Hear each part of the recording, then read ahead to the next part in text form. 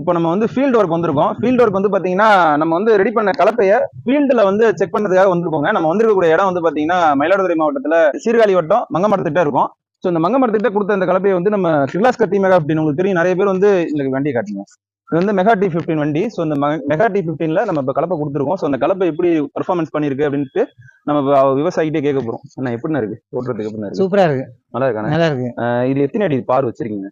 இது 3 அடி 3.25 வச்சிருக்கீங்க. 3.25 வச்சிருக்கீங்க. இப்போ வந்து 3.25 வச்சு ஓட்டும் போது எந்த பிரச்சனையும் இல்லாம வண்டி வண்டி நல்லா இருக்குல்ல?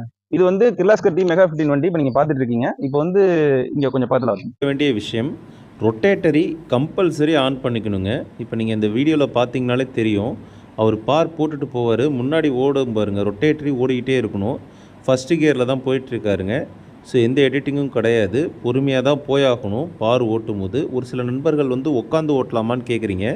இதில்